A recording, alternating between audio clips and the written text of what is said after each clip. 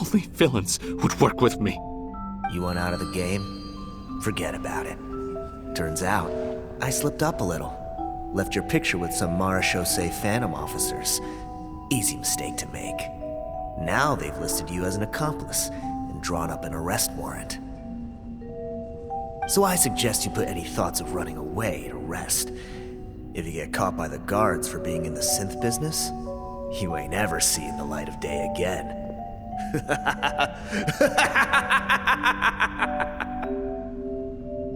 There was no way out for me. Until I could stop being Patton. Mr. Rawat, I have something I'd like to tell you. I became popular with women. This new potion you developed is fascinating. Genius, in fact. Would you consider working with me? I'd be happy to sign a licensing agreement. My peers looked up to me. I'm very interested in your research, sir. You must no doubt have offers from countless investors, so far be it from me to ask for a full collaboration, per se. I merely wanted to express my interest. No pressure at all, naturally. And the villains even began to fear me. Becoming Rawat showed me what a superficial world we live in. But I did not hold a grudge. After all, this superficiality could be made to work in my favor. Or so I thought.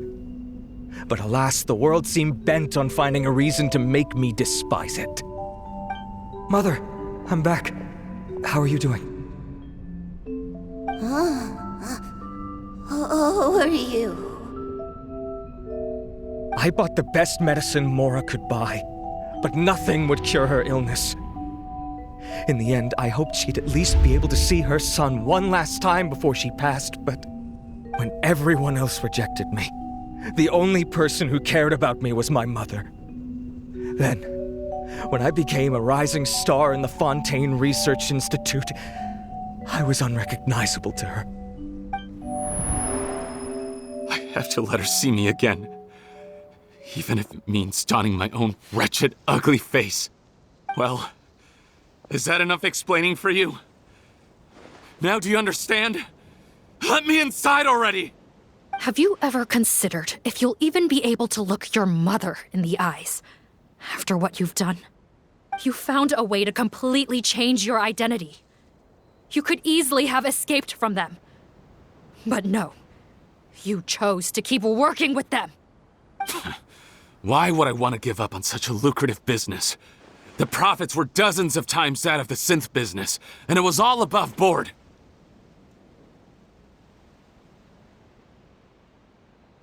So you kept being a villain just for the money? Villain? By what standard? Is doing evil deeds really what makes someone a villain in your eyes? Or does it all come down to the way they look? None of you saw a villain when I was wearing my other face, did you?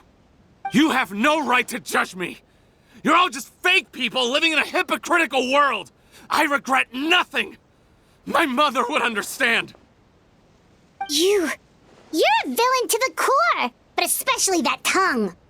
Honestly, I don't see a villain when I look at your current face either.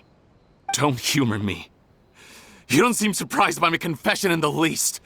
How long have you known the truth? I didn't know anything for sure until you chose to take that potion bottle and spare our lives. But if you're asking when I started suspecting you, it was the first time you came to see me at the infirmary. I had to confirm my suspicions. That's why I chose to join this investigation. Are you kidding me? A young, promising researcher and a wretched criminal? What on earth gave you the idea that they could be one and the same person? Well, there were no visual clues. This potion's face-changing effects are very powerful. Even as a Melazine, I couldn't see through the disguise. But I believe I understand humanity a little better than most of my kind. Humans have certain fundamental qualities that do not change with their appearance. Fundamental qualities, huh? So you think you're the one who's seen through me, do you? Most people probably don't know this, but I think I can guess what your deal is. Melazine constitutions are very close to that of water, so it stands to reason that the potion should work on them too. You used it yourself, didn't you? That's why you have a human appearance. Siegewinne? Yes, you're right. I'll bet it was back in the days when Melazines were discriminated against because of their appearance. It was either carry on living in the gutters as part of an alien race cast out by humanity, or become the head nurse of the fortress of Meripede, revered by all. Not a hard choice to make. It's a no-brainer. So you see, you and I were the same. And I'm the one who saw through you! That's not important right now. You came here to see your mother, didn't you? Well, I can grant you your wish. Huh? Head nurse, I'm not sure that's a good idea in his current state. Don't worry. Back in the warehouse when I traded the potion for our lives, I was doing it to test him. He was willing to risk sacrificing his only chance of escaping capture by opening the gate in exchange for the potion. Also, he could see his mother again. If nothing else, his concern for his mother is genuine. I see. So before you arrest him, please allow him to see his mother one last time. The Traveler and I will accompany him. You have nothing to worry about. All right. I understand.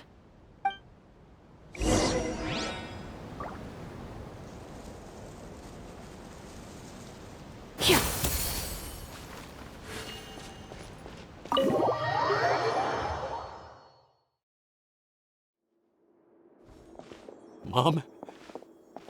It's me, Potton, your son. You recognize me now, don't you?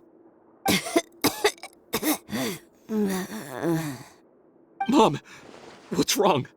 I'm sorry, but I have some bad news. I examined your mother last time we were here, and it appears that due to her prolonged fever, she's lost her eyesight. What? Your appearance no longer has any bearing on her ability to recognize you. But there are always other ways to remind our loved ones who we are. Wouldn't you say? No, it can't be. Please, Mom, open your eyes. It's me, your son, Potton. If you really can't see my face, then here, take my hand. Tell me you feel your son's hand. I've done so much to get to this point. Please, you have to recognize me. No. The temperature of his palm must have changed. I'm sorry. It seems I couldn't bring him back to you after all.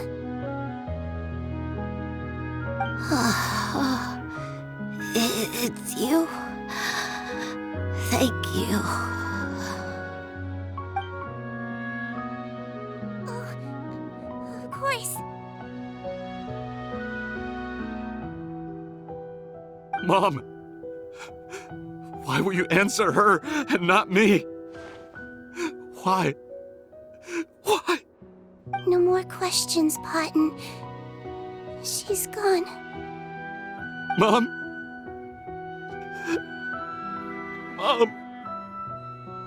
I'm sorry to say this, Potton, but you and I are not the same.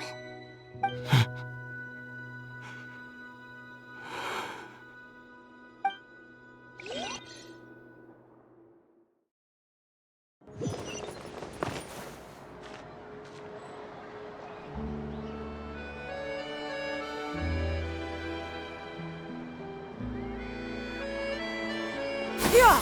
Skyward!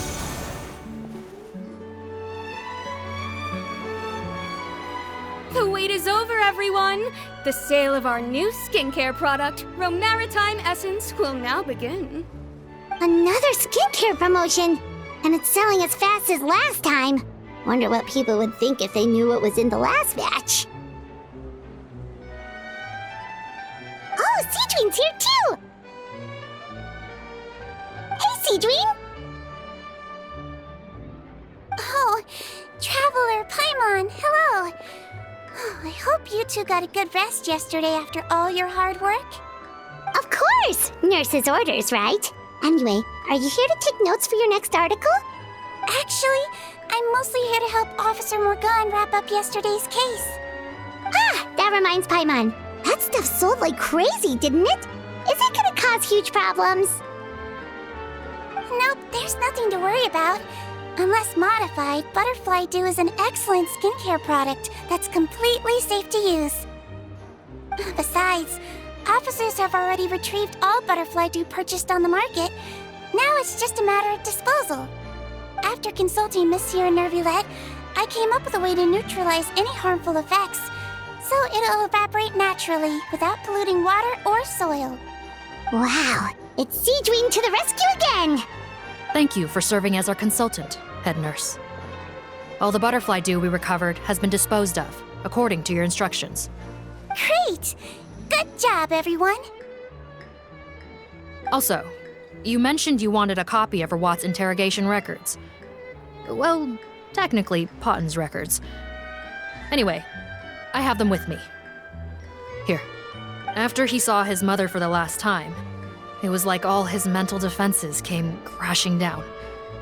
He put up no resistance during the interrogation and answered all our questions. We learned a lot. Apparently, the formula was something he discovered by chance while helping the criminal gang produce synth. Later, he came up with the idea to dilute it and use the resulting substance as a skincare product. Their supplier was Vache, but you could also argue that they were the ones doing him a favor. His operation helped Vache's gang dispose of an enormous amount of evidence. It made for a seamless collaboration. One man's trash was another man's treasure, and there were no loose ends. It's no wonder we never noticed what Potten's gang was up to. Vache again, huh? Is there still no end to the harm he caused? Make no mistake, the crimes of Vache and his accomplices will come to an end. It's only a matter of time. Since the flood cut off their supply of primordial seawater, they've been forced to resort to riskier methods, like using their private reserve to attack people on the street. Naturally, those attempts all ended in failure. After receiving numerous reports, we were able to zero in on the gang and eventually round them up. That sounds more like it. Based on what he told us in his confession, we pretty much had him backed into a corner, even though he made a point of distancing himself from the gang while disguised as Rawat. He tried to throw us off his tail by reporting his accomplices, giving him enough time to transform back into Potten and see his mother one last time. But there was one thing he hadn't anticipated. Even though Potten had been missing for a long time, we were very much still on the lookout for him. So the moment he appeared in public after changing back to his original appearance, we caught him. So he tried this once before, huh? Guess he really did want his mother to see him again. But in the end... Looking at the interrogation records, it seems like he spent the first sum of money he earned as Rawat on his mother's treatment. Yes, which is why I suspect that his initial motive for using the potion was not personal greed, but a desire to become somebody who had the power to save her. Even so, he went too far. In the end, he got what he deserved. I understand. Thank you for bringing me these records. Why did you want them anyway? Potten was one of my patients, so I need to put together a medical file for him. My teacher always stressed that a person's life experiences are just as important to their file as their medical history. Why are you still treating him like your patient? Isn't he kind of beyond redemption now? That may be true, but a patient is a patient, regardless of the choices that bring them to my care. One last thing, head nurse. Please keep everything you know about this potion a secret. It would be for the best if most of Fontaine knows nothing of its existence. I know my fellow officers and I will be able to sleep easier if that's the case. Of course. Not to worry. Thank you for understanding. I'll take my leave then. So, Siegewinne, did you really use that potion yourself? Why do you sound so surprised, Paimon? I told you all about it. It was quite a while ago now. You mean that story about the witch and the potion? So it was really, actually, genuinely a true story? Yes, it really actually genuinely was. But I know. There are some secrets I can't tell anyone about. But considering everything we've been through together, I know I can trust you with them. Before I tell you, though, could you follow me somewhere? I want to pay my respects to an old friend. of course.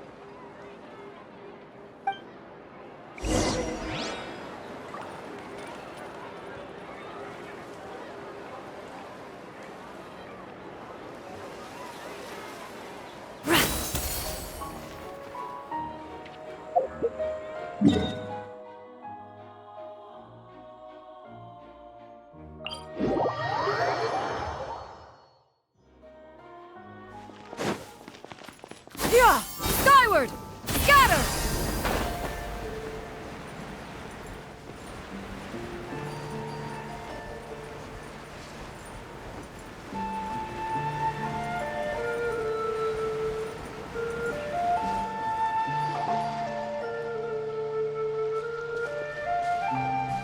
Oh, Nervalet and Risley, they're here too. Good to see you, traveler. Paimon. I trust all has been going well for you? Big news, everyone. The Udex is out of his office on important business. Is that genuinely something people would consider big news? Why wouldn't they? Important business is a big deal. Ah, yes, you're quite right. When someone you care about requires emotional support, being there for them at the right time and place is of the utmost importance. After reading the Maréchal Phantom's reports, I had a feeling a trip here might be in order. Take note. That, my friends, is how Monsieur Nervalet shows that he cares. We're both here for the same purpose, actually, to accompany Siegewinne as she pays her respects to her late teacher. So the old friend she mentioned was her teacher then? The witch? Oh, sorry. Paimon didn't mean to be rude. It's only 'cause Siegewinne calls her that all the time, so... I doubt she considers that title to be offensive, Paimon. Don't worry. Indeed. In fact, I believe Siegewinne would take it as a sign of affection. She has spoken of this doctor on many occasions, and it sounds like she was a truly generous individual.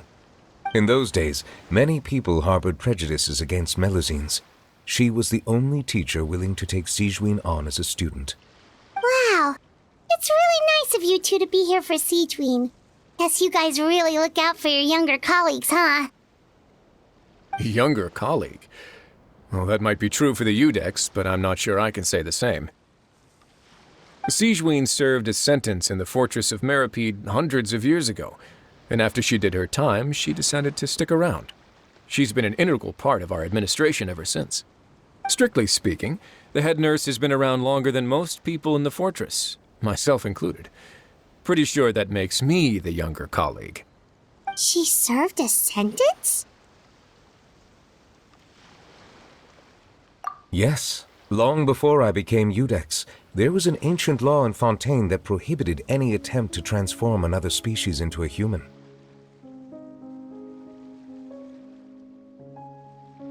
Initially, I and most researchers believed this law to have been imposed due to ethical concerns. But now, it seems more likely that the law was nothing more than an insurance policy, a way for Egeria to ensure that her people would remain insulated from the truth, thus enabling them to lead more straightforward, happier lives.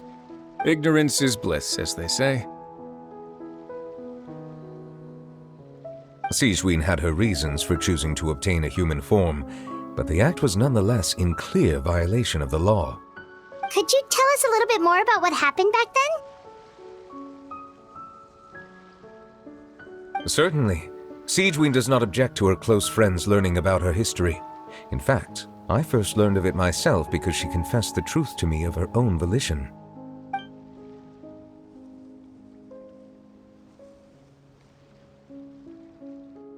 Even with their daughter so ill, they kicked you out? Stubborn as always. And prejudice isn't a disease I can cure either.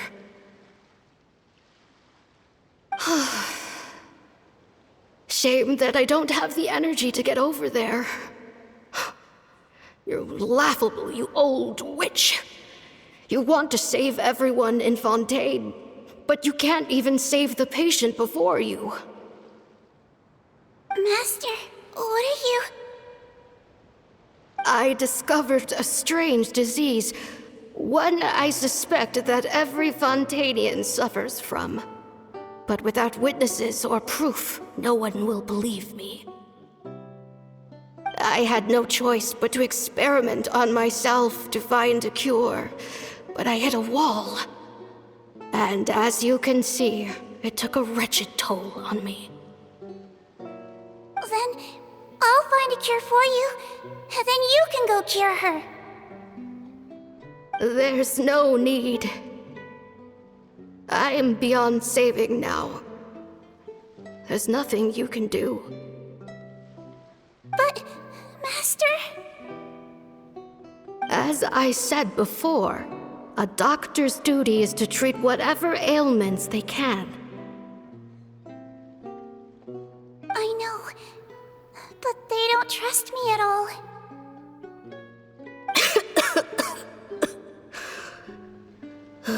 That girl. She's your first ever patient, isn't she? Tell me, what cost are you willing to bear to see her cured? I'll do whatever it takes. Even if it means breaking the law and being punished for it? As long as I don't hurt anyone. Yes.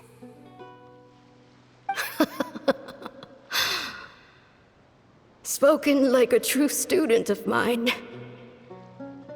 Then I shall make one more final gamble.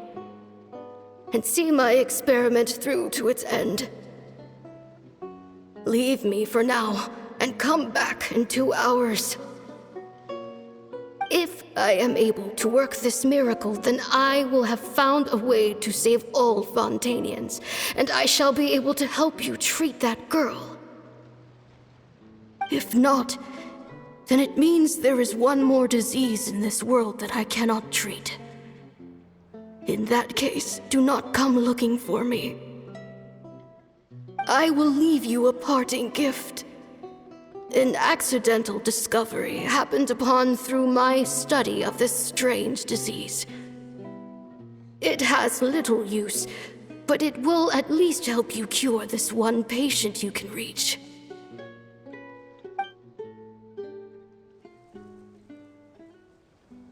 When Siegewinne returned, the miracle had not occurred. She found a potion bottle and a note on the table. After using the potion as instructed, she gained her current form, breaking Fontaine's law in the process. And after I had confirmed the veracity of the events, I gave my verdict. So that's what happened.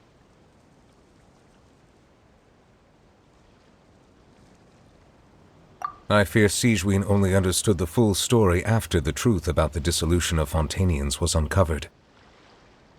When I reflected on all this with that knowledge in hand, I felt a deep sense of regret. As I use the law to uphold justice, there are times when I cannot help but acknowledge its ruthlessness.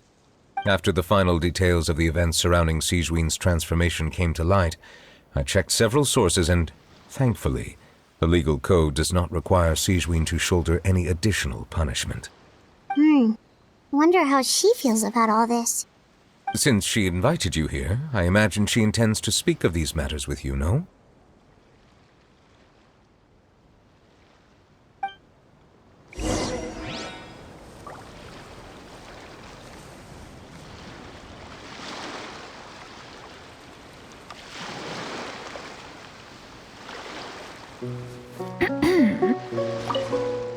On behalf of the Maréchaussée Phantom, I would like to once again thank the Fortress of Meripede for your assistance in the response to yesterday's prison break. Our head nurse and the Traveler in Paimon did most of the heavy lifting, I would say. Siegewinne seems to be in good spirits. I trust work hasn't been too hard on her lately? Well, she might be the only permanent medical staff in the fortress, but there's plenty of people with medical knowledge willing to help her out. I am most relieved to hear it. The way you're asking after her well-being makes you sound like a concerned parent. Well, I won't lie. I've always seen myself that way. Showing your age a bit there, don't you think? Indeed. Actually, I often forget just how much older I am than you. Well, while we're on the topic, what did you do before getting this job anyway? Spend all day swimming in the sea from east to west and then north to south? Yes, and from the surface to the ocean floor on occasion. Wow. Impressive. Apologies, that was merely an attempt at humor. You can disregard what I said. That's impossible, I'm afraid. My imagination's already running wild.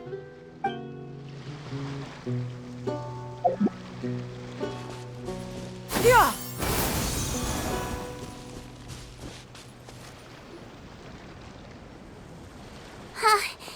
You're here.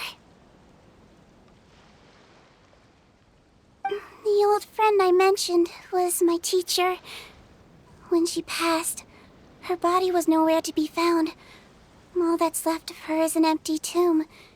And even that's deep underwater now. Siegewinne, the witch who gave you the magic potion, she was your teacher, wasn't she? Sounds like Monsieur Nervillette filled you in. After learning the truth, it must have been hard to process, huh? Well, to be honest, after I realized what really happened that night, my first thought was that it kind of made sense. It seemed exactly like the sort of thing she would do. But she was planning to sacrifice herself and never told you. That's just who she was. If lying is what it took to get a kid to take their medicine, then that's what she'd do. All right, but why did you turn yourself in? I broke the law, simple as that.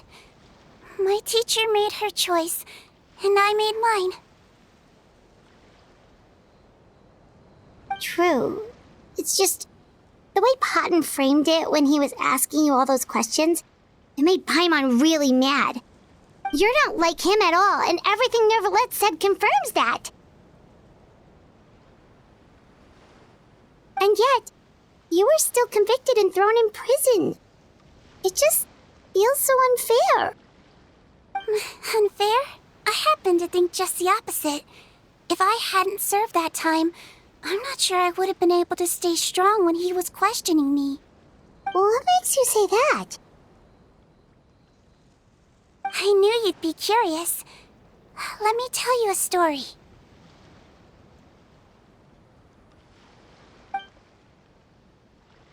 The verdict came down. This Melusine is guilty. Deudex defended the authority of Fontaine law, but he did not confiscate the Melusine's medical kit. And so, the Fortress of Meripede gained a new little doctor. She still wore her hood and raincoat, even though it never rained in the fortress. Perhaps thanks to her human appearance, no one refused her treatment. She treated more and more patients, and her sentence grew ever shorter. Finally, the people of the fortress could not live without her, and though her sentence ended, she did not leave them either. Then one day, she received an invitation from the outside world. The location seemed familiar, and when she arrived, an old lady was waiting for her. She saw right through the Melusine's disguise, but didn't reveal it. Instead, she asked a question. Tell me, why do you think you gained the respect of so many people, despite being a Melusine? Because I look like a human? It's been 50 years, Siegewinne, and you haven't aged a day. I think everyone knows you are not human. I finally found you, after all these years. I still remember, you know. It was you who saved me that night. But how? I was no longer a Melusine by then. Does it really matter if you're human or Melusine? I remember the warmth of your palm. It's quite unmistakable. And you know what? It hasn't changed one bit. You don't have to hide anymore, Siegewinne. These days, everyone wants to make friends with Melusines. And I think that it's all because of you. I'm sorry I couldn't say this until now, but thank you, Dr. Melusine. Now that's an ending Paimon can get behind. After hearing everything Paten said, I wanted to tell him that it didn't matter who he looked like on the outside. But it was too late. The warmth in his palm had already disappeared. I tried to treat him, but the roots of his problem had nothing to do with his face.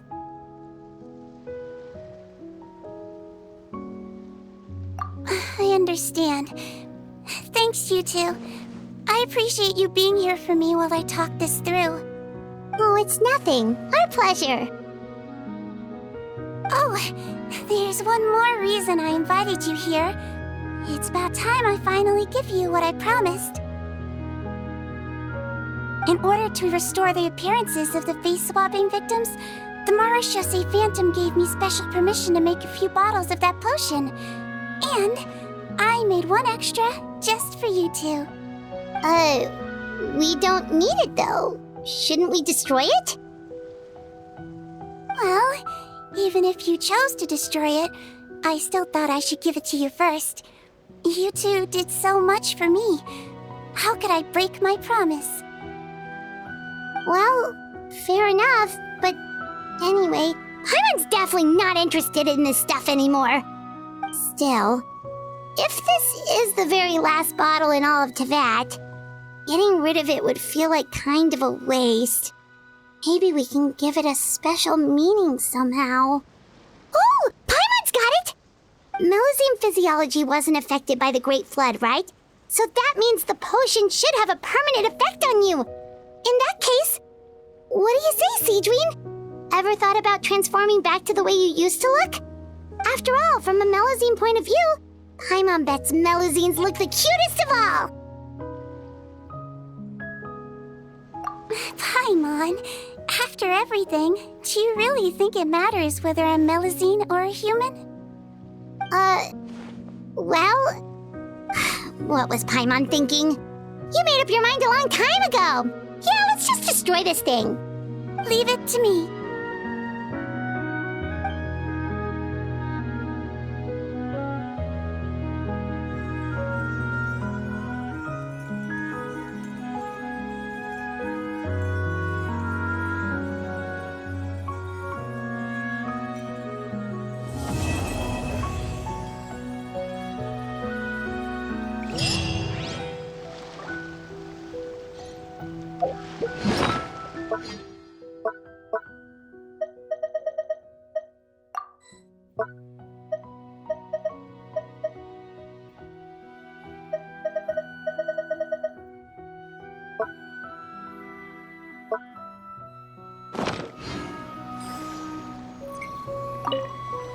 I'd like to stay here with my teacher for a little longer.